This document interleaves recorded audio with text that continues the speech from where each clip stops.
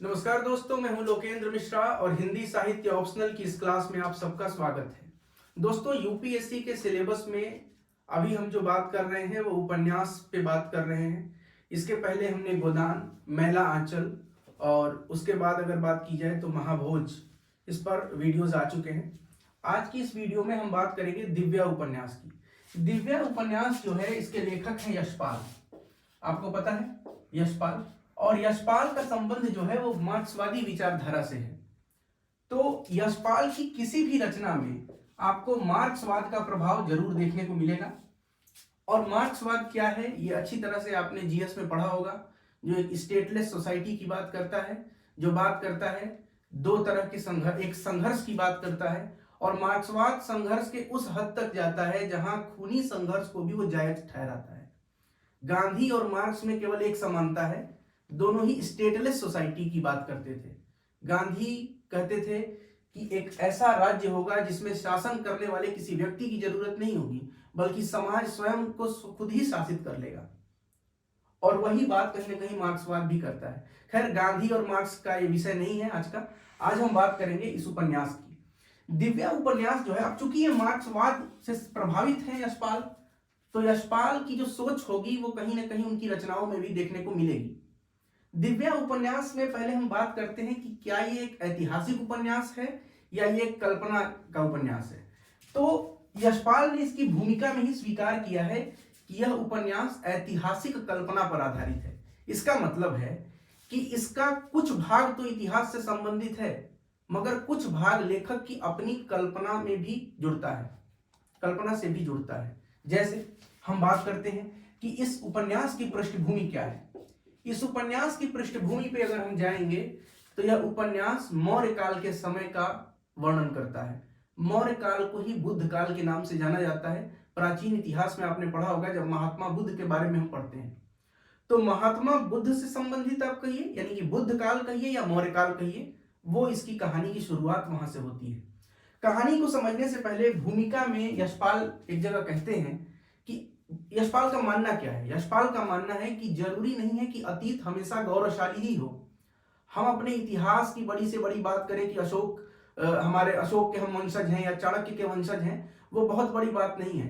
कमियां आज के समाज में भी हैं और तत्कालीन समाज में भी कमियां थी।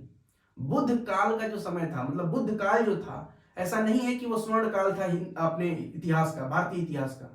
बुद्ध काल में भी कुछ कमियां रही हैं। उन कमियों की ओर यशपाल ने संकेत किया है। सबसे पहले हम बात करते हैं ये कहानी कहां आधारित है, कथासार। इस वीडियो में हम यही समझेंगे कि इस उपन्यास का कथासार क्या है। तो सबसे पहले बात करें कि ये कहानी कहां की है। ये कहानी है मद्र गणराज्य के सियालकोट की। इसको सियालकोट भी कहा जाता है, सियालकोट भी कहा जाता है। ये कहानी वहीं से शुरू होती है। आप चाहें तो यहां मद्र गणराज्य भी लिख सकते हैं। मद्र गणराज्य में कहानी कहां से शुरू होती है, तो मद्र गणराज्य के गणपति हैं जिनका नाम है मिथोद्रस। ध्यान से एक एक बात समझिएगा, सब क्लियर हो जाएगा। गणपति हैं मिथोद्रस, और मिथोद्रस का सलाहकार है आर्यप्रेस्थ। अब आर्यप्रेस्थ कौन है? आर्यप्रेस्थ इस समय तो श्रेष्ठी है। श्रेष्ठी माने आप कह सकते हैं कि एक अमीर और धनवान व्यक्ति है उस समय, और वो सलाहकार है गणपति का। लेकिन ये आर्यप्रेस्थ हमेशा से इस तरह से नहीं था, ये पहले दास था। और आपने पढ़ा होगा, नागसेन की एक किताब है मिलिंद पन्हो, जिसपे मिनांडर और नागसेन के बीच बात होती है। तो मिनांडर के समय ये दास था, मिनांडर ने इसको स्वतंत्र कर दिया, और स्वतंत्र करने के बाद, धन अर्जित करने के बाद, ये गणपति मिथोद्रस का सलाहकार है, और इसका एक पुत्र है जिसका नाम है पृथुसेन। यहां तक बात क्लियर हो गई। अब हम बात करें कि सियालकोट में एक गण संचालक हैं। जैसे आज लोकसभा के स्पीकर होते हैं, वैसे आप कह सकते हैं कि सियालकोट के गण संचालक हैं। उनका नाम है आचार्य प्रवर्धन, और इनका एक पुत्र है रुद्रधीर। देखिए, पात्र बहुत सारे हैं, कुछ ही पात्रों को समझने की जरूरत है कहानी समझने के लिए। जो गौड़ पात्र हैं उनको हम इग्नोर करेंगे, जो मुख्य पात्र हैं उन पर फोकस करेंगे। तो ये समझ गए। गणपति की एक पुत्री है जिसका नाम है शिरो। तो गणपति की पुत्री कौन है? शिरो है। अब हम बात करते हैं सियालकोट के प्रमुख धर्मस्थ हैं। धर्मस्थ का मतलब है, देखिए अगर आप इतिहास पढ़ते हैं तो वहां आपने पढ़ा होगा कि मौर्य काल के प्रशासन में बहुत सारे लोग होते थे, जैसे प्रतिष्ठा हो गया, सन्निधाता हो गया, उपरिक हो गया, ये सब होते थे। तो ये धर्मस्थ का मतलब आप समझिए कि आज का जो चीफ जस्टिस ऑफ इंडिया है, वैसा वैसा कोई पोस्ट है, न्याय का अधिकारी है। और धर्मस्थ का नाम है आचार्य देव शर्मा, और इसकी एक प्रपौत्री है, प्रपौत्री मतलब प्रपौत्र की पुत्री, प्रपौत्री है, उसका नाम है दिव्या। पूरी कहानी दिव्या पर आधारित है। अब चलते हैं कहानी की तरफ। कहानी की शुरुआत होती है मधु पर्व के आयोजन से। मधु पर्व आप कह सकते हैं सियालकोट का वार्षिकोत्सव था, और इस वार्षिकोत्सव के आयोजन में एक चीज मैं भूल गया बताना, इन पात्रों के अलावा भी दो प्रमुख पात्र हैं। एक पात्र है मारिश।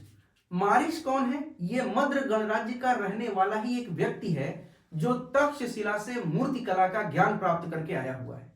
और दूसरा प्रमुख पात्र वो है जनपद कल्याणी मल्लिका। जनपद कल्याणी का मतलब होता है गणिका। गणिका को और आसान शब्द में समझे तो वैश्या, और ये वैश्या है, इसका नाम है मल्लिका। वैश्यालय उस समय हुआ करते थे, और उस समय वैश्याओं को केवल खराब दृष्टि से नहीं देखा जाता था। वैश्यालय न सिर्फ मनोरंजन का केंद्र थे, बल्कि नृत्य संगीत के शिक्षा का केंद्र भी ये हुआ करते थे। मौर्य काल और बुद्ध काल की यदि आप बात करें तो यह मल्लिका जो है न सिर्फ मनोरंजन के लिए लोग यहाँ जाते हैं, बल्कि नृत्य संगीत की शिक्षा के लिए भी लोग यहाँ पहुंचते हैं। और दिव्या यहीं पर नृत्य सीख रही है। फिर से ध्यान दीजिएगा, दिव्या कौन है? प्रमुख धर्मस्थ जो हैं सियालकोट के, उनकी प्रपौत्री है, मतलब कुलीन कन्या है ये। अब हम बात करें, कहानी की शुरुआत होती है मधु पर्व के आयोजन से। ये सियालकोट में एक वार्षिकोत्सव है, और इस वार्षिकोत्सव में बहुत सारे प्रतियोगिताओं का स्थान है, बहुत सारी प्रतियोगिताएं होती हैं। और इन प्रतियोगिताओं में दो प्रमुख आप कह सकते हैं यहां पुरस्कार मिलने वाले हैं। एक है सर्वश्रेष्ठ नृत्यांगना का पुरस्कार, और एक है सर्वश्रेष्ठ खड्गधर का पुरस्कार। सर्वश्रेष्ठ नृत्यांगना यानी नृत्य और संगीत में जो व्यक्ति प्रथम स्थान पर आएगा उसे सर्वश्रेष्ठ नृत्यांगना का खिताब मिलेगा, और जो व्यक्ति सबसे अधिक खड्ग चलाने में मतलब तलवारबाजी में जो सबसे आगे होगा उसको सर्वश्रेष्ठ खड्गधर का खिताब दिया जाएगा। होता क्या है, सर्वश्रेष्ठ नृत्यांगना यानी जिसको सरस्वती पुत्री का एक टाइटल दिया जाएगा, वो हो जाती है दिव्या। दिव्या इस कंपटीशन में जीत जाती है, और सर्वश्रेष्ठ खड्गधर के कंपटीशन में जीतने वाला व्यक्ति है पृथुसेन। अब इस आयोजन में एक परंपरा है। परंपरा यह है कि जो स्त्री सरस्वती पुत्री का खिताब पाएगी उसकी पालकी को वह व्यक्ति ढोएगा जो सर्वश्रेष्ठ खड्गधर है, और जो सर्वश्रेष्ठ खड्गधर होगा उसको एक पुष्प किरीट पहनाया जाएगा। किरीट माने मुकुट, पुष्प माने फूल, फूल का मुकुट मतलब आप ताज कह सकते हैं। एक ताज पहनाया जाएगा, और वो ताज वह व्यक्ति पहनाएगा, वह औरत पहनाएगी या वह लड़की पहनाएगी जिसने सर्वश्रेष्ठ नृत्यांगना का खिताब जीता है। समझ में आ गई बात? यानी कि दिव्या की पालकी ढोएगा पृथुसेन, और पृथुसेन को ताज पहनाएगी दिव्या। यहीं पर ये सब बातें चल रही होती हैं तो सीन में एक व्यक्ति आता है जिसका नाम है रुद्रधीर। अभी आपने देखा था कि रुद्रधीर कौन है? गण संचालक आचार्य प्रवर्धन का पुत्र है रुद्रधीर। रुद्रधीर कहता है कि रुद्रधीर इस बात का विरोध करता है। रुद्रधीर कहता है कि पृथुसेन ऊंचे कुल का व्यक्ति नहीं है। ऊंचे कुल का क्यों नहीं है? यहां पर ध्यान दीजिएगा, पृथुसेन कौन है? आर्यपृष्ठ का पुत्र है। आर्यपृष्ठ कौन है? गणपति का सलाहकार है। लेकिन अभी मैंने बताया कि आर्यपृष्ठ आज बड़ा बना है, पहले वह दास था। यानी एक तरह से देखा जाए तो पृथुसेन दास का पुत्र है, पूर्व दास का पुत्र है कह दीजिए, तो ये ऊंचे कुल का नहीं है। तो रुद्रधीर विरोध करता है कि इसकी पालकी पृथुसेन नहीं ढोएगा। आप पृथुसेन चूंकि जीता हुआ व्यक्ति है और उस पूरे राज्य में सबसे अच्छा तलवारबाज है वो, उसे यह बात ठीक नहीं लगती है, इसका विरोध करता है। अंततः क्या होता है? अंततः होता है कि वह न्याय के लिए धर्मस्थ के यहां जाता है। और धर्मस्थ कौन है? अभी आपको बताया कि दिव्या धर्मस्थ की प्रपौत्री है। वहां जाता है और वहां न्याय मिलता है। रुद्रधीर जिसने विरोध किया था कि पृथुसेन पालकी को नहीं ढोएगा, उसे देश निकाला दे दिया जाता है। देश निकाला का यह फायदा उठाता है। यह जाता है पाटलिपुत्र, और पाटलिपुत्र में यह वर्णाश्रम धर्म को सीखता है। वर्णाश्रम धर्म में पारंगत होता है। वहां पतंजलि जैसे लोग होते हैं जो इसे वर्णाश्रम धर्म के बारे में शिक्षा देते हैं। तो देश निकाला का परिणाम यह हुआ। न्याय हेतु धर्मस्थ के यहां जब पृथुसेन जाता है तो वहां दिव्या से उसकी भेंट होती है, और फिर दिव्या और पृथुसेन के बीच में प्रेम होता है। इसके बाद अब यहां दो चीज तो आपको समझ में आ गई कि दोनों के बीच में प्रेम हो रहा है, और उधर रुद्रधीर को देश निकाला है, वह पाटलिपुत्र जाकर वर्णाश्रम धर्म सीख रहा है। इसी बीच क्या होता है, सियालकोट पर केंद्रस का आक्रमण हो जाता है और इस केंद्रस के आक्रमण में सियालकोट को बचाने की पूरी जिम्मेदारी दी जाती है सर्वश्रेष्ठ खड्गधर पृथुसेन को। पृथुसेन नेतृत्व करता है और पृथुसेन चूंकि सर्वश्रेष्ठ खड्गधर है तो तलवारबाजी में तो उसका कोई सानी है नहीं, वो क्या करता है, यहां विजयी हो जाता है। लेकिन जीतने के बाद वो घायल अवस्था में है और दिव्या और पृथुसेन दोनों के बीच प्रेम संबंध होता है और इस बीच दिव्या क्या है, गर्भवती हो जाती है। तो दो तीन चीजें एक साथ हो रही हैं। एक तो दिव्या गर्भवती हो गई है, दूसरा सागल पर केंद्रस का आक्रमण होता है। इस आक्रमण का सामना करता है सर्वश्रेष्ठ खड्गधर पृथुसेन और वह जीत भी जाता है परंतु घायल हो जाता है। इस बीच एक नई कहानी आती है। प्रेस्थ जो है, आर्यप्रेस्थ, कौन है आर्यप्रेस्थ? आर्यप्रेस्थ पृथुसेन का पिता है। ये कहता है कि शीरो से पृथुसेन विवाह कर ले।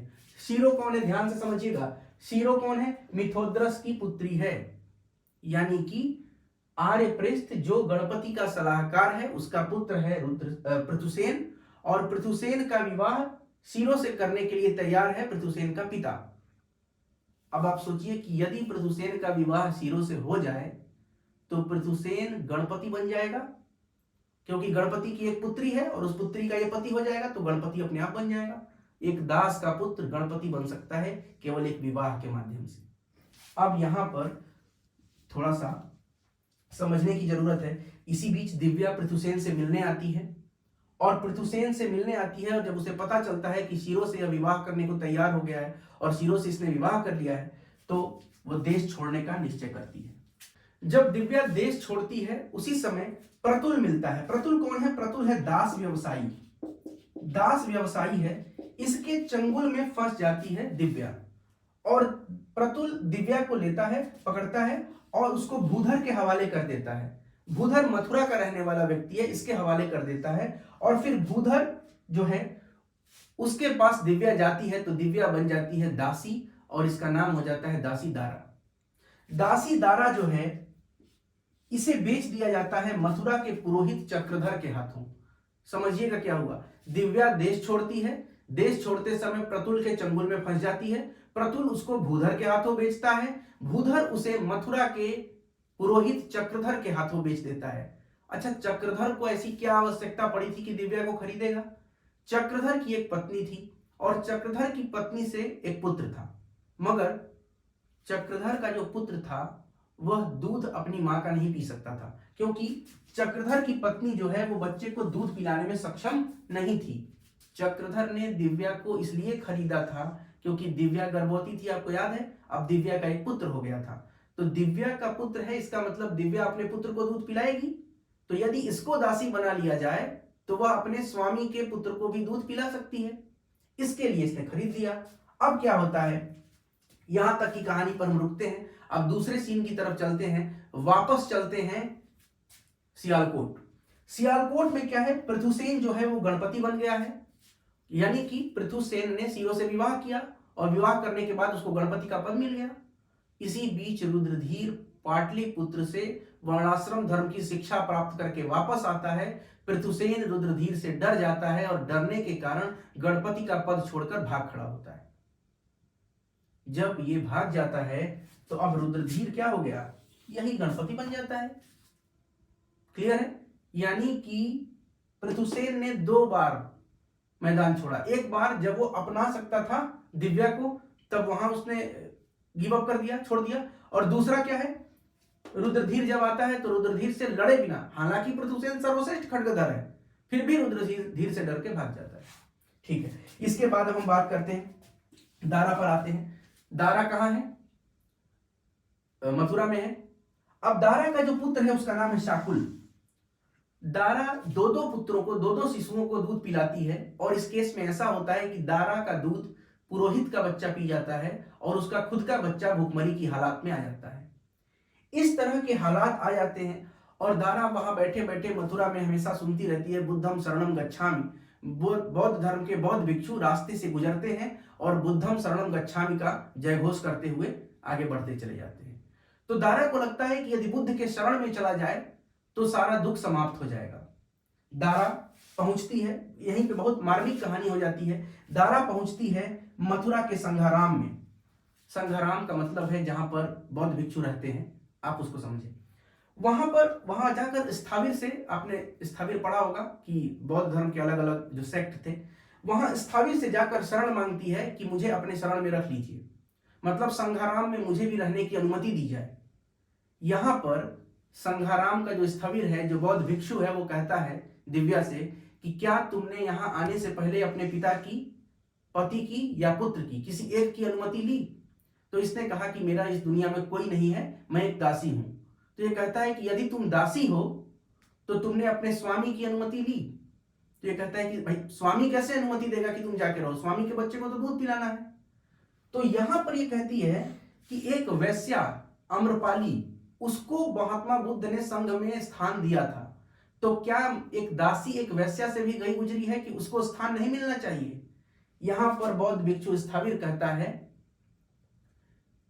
कि वैश्या एक स्वतंत्र नारी होती है और स्वतंत्र नारी के लिए किसी की अनुमति की आवश्यकता नहीं है संघ में शामिल होने के लिए।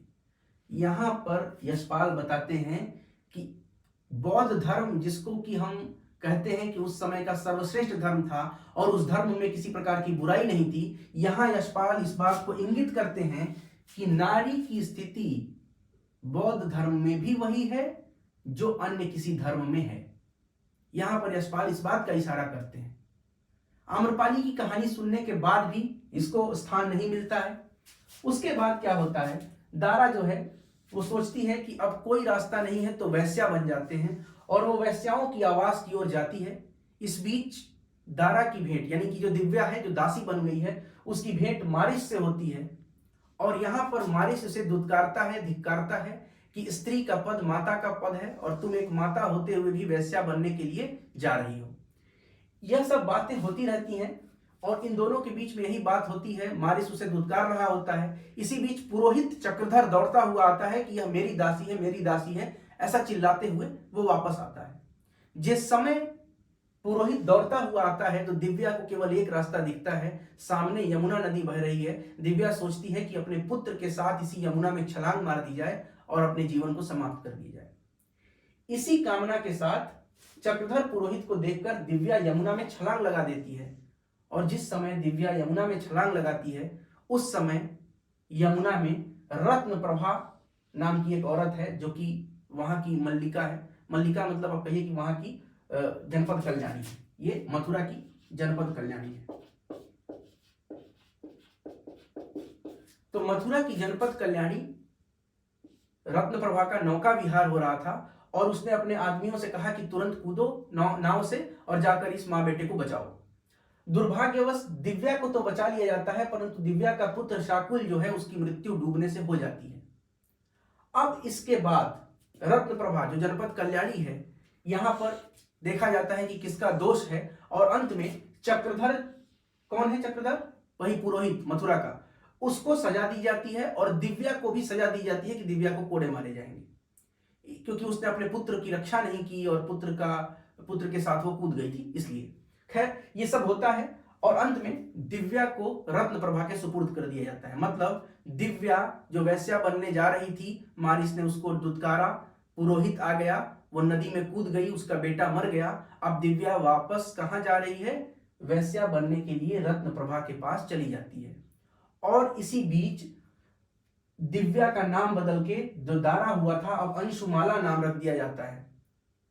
अब आप याद करिए कि कहानी की शुरुआत हमने मधुपर्व के आयोजन से की थी। मधुपर्व क्या है? सियालकोट का वार्षिकोत्सव जैसा एक समारोह है। ठीक वैसा ही समारोह मथुरा में हो रहा है जिसका नाम है दोल महोत्सव। मथुरा के दोल महोत्सव में अंशुमाला जो है वो परफॉर्म करने वाली थी, आप कह सकते हैं, उसका नृत्य वगैरह होने वाला था। इसी बीच मल्लिका जो है वो आती है मथुरा में। मल्लिका क्यों आ रही है समझिएगा। रत्न प्रभा जो है, जो जनपद कल्याणी है मथुरा की, और मल्लिका जो हमने अभी बात की कि वो जनपद कल्याणी है कहां की? सियालकोट की। तो मल्लिका की शिष्य है रत्न प्रभा और रत्न प्रभा के पास ही कौन है? दिव्या है। और दिव्या भी याद करिए कभी शिष्य रह चुकी है। यहां लिखा था, बताया था आपको कि दिव्या यहां नृत्य सीख रही थी जनपद कल्याणी के पास। यहाँ दोल महोत्सव में मल्लिका और दिव्या का आमना सामना होता है। मल्लिका दिव्या को पहचान जाती है और रत्न प्रभा से कहती है कि दिव्या को मुझे सौंप दो, और दिव्या को लेकर वह वापस सियालकोट चली जाती है। मल्लिका की एक उम्र हो गई है, मल्लिका को अपना एक उत्तराधिकारी चाहिए, और नृत्य और संगीत में तो निपुण है ही दिव्या, क्योंकि आप याद करिए कि दिव्या को यहाँ महोत्सव में सर्वश्रेष्ठ नृत्यांगना का खिताब भी मिला है। यहीं पर दिव्या जो है, इसको जनपद कल्याणी बनाने के लिए एक आयोजन होता है। जनपद कल्याणी के पद पर इसको प्रतिष्ठापित किया जाना है दिव्या को, और इसी बीच आयोजन किया गया है। और उस आयोजन में देखिए दिव्या जनपद कल्याणी के पद पर प्रतिष्ठित हो रही है। इसी बीच विरोध होता है। विरोध का कारण यह है कि दिव्या एक ऊंचे कुल की महिला है, और उच्च कुल की महिला वैश्या नहीं बन सकती। यशपाल क्या कहना चाहते हैं? यशपाल कहना चाहते हैं कि बुद्ध काल में महिला की स्थिति क्या है। महिला पहले तो क्या बनना चाह रही है, वो उसको नहीं मिला। उसके बाद महिला पहले वैश्या बनने के लिए गई तो वहां से भगा दिया गया, नदी में कूद गई, बेटा मर गया, फिर वैश्या बनना। अब जब जनपद कल्याणी का पद मिल रहा है तो उसका भी विरोध है कि तुम वैश्या भी नहीं बन सकती हो, बौद्ध धर्म में भी शामिल नहीं हो सकती हो, और किसी के घर भी नहीं रह सकती हो। यह जो विडंबना है, यह बताता है कि अतीत हमेशा सुंदर नहीं होता है। अतीत पर गर्व करना अच्छी बात है, परंतु अतीत की कमियों का विश्लेषण भी किया जाना चाहिए, यशपाल ये कहना चाहते हैं। ठीक है, अब जब ये हो जाता है कि कुलीन कन्या वैश्या नहीं बन सकती, तो दिव्या नगर से बाहर जाती है। नगर से बाहर एक धर्मशाला में दिव्या रुकी हुई है, और उसी बीच रुद्रधीर आता है, और रुद्रधीर कहता है दिव्या को कि तुम चलो, मैं तुमको रानी बनाऊंगा और राजभवन में रखूंगा। परंतु दिव्या इस बात से इनकार कर देती है, और दिव्या इसके साथ नहीं जाती है। उसके बाद पृथुसेन आता है। पृथुसेन कौन है? पृथुसेन वही व्यक्ति है जिससे दिव्या का प्रेम था, और उसका बच्चा रह गया था उसके पेट में। लेकिन यहां पर पृथुसेन जो है वो अब बौद्ध धर्म में प्रवेश कर चुका है, और वो चाहता है कि दिव्या को भी बौद्ध धर्म में प्रवेश कराया जाए। यहां दिव्या प्रश्न करती है कि बौद्ध धर्म में नारी का प्रवेश कैसे संभव है, क्योंकि याद करिए जब मथुरा के संघाराम में गई थी तो कहा गया था कि पिता, पुत्र, पति या स्वामी की अनुमति अनिवार्य है। यहां फिर एक व्यंग करती है दिव्या कि बौद्ध धर्म में नारी का क्या स्थान है, नारी का कोई स्थान बौद्ध धर्म में नहीं है, ऐसा दिव्या कहना चाहती है। दो व्यक्ति आकर चले गए, तीसरा व्यक्ति है मारिश। मारिश आता है और दिव्या से कहता है कि मैं न तो तुमको राजभवन दे पाऊंगा और न तुमको बहुत कोई सुख दे पाऊंगा, मगर मैं तुम्हारे साथ रहूंगा, और तुम्हें मैं संतति की परंपरा से जोड़ना चाहता हूं। एक स्त्री की जो गरिमा होती है वह संतति की परंपरा से जुड़ने में है, और संतति की परंपरा से जुड़ने के लिए मैं तुम्हारे साथ चलने को तैयार हूं, तुम्हारे आगे या पीछे नहीं। ये कौन कहता है? ये कहता है मारिश। और अंत में मारिश के साथ दिव्या चली जाती है, और यहीं पर ये कहानी समाप्त हो गई। वो कहती है शरण दो आर्य, और शरण मांगती है, और वहीं पर इस कहानी का समापन हो जाता है। अब इसके बारे में आप थोड़ा सा मैं बताता हूं कि इस उपन्यास के बारे में आखिर 1 मिनट आप सुनिएगा। दिव्या उपन्यास यशपाल के द्वारा लिखा गया एक मार्क्सवादी उपन्यास है, और इस उपन्यास में यशपाल कहते हैं कि अतीत गौरवमयी हो सकता है, परंतु अतीत में भी कुछ कमियां होती हैं, और अतीत केवल गौरव का विषय नहीं बल्कि अतीत विश्लेषण का भी विषय है। ये बात मानते हैं यशपाल कि जरूरी नहीं है कि दिव्या उपन्यास में जो उन्होंने लिखा है वो सब कुछ सच है।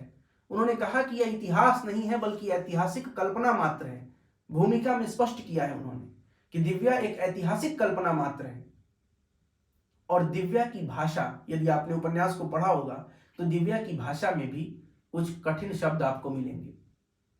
यह इसलिए दिया जाता है कि जिस कालखंड में किसी रचना को रचा गया है उस कालखंड की वातावरण को उस रचना में दिखाना अनिवार्य होता है, और उस वातावरण को दिखाने के कुछ तरीके होते हैं। भाषा, संवाद, संस्कृति, ये सब उसके ही एक तरीके हैं।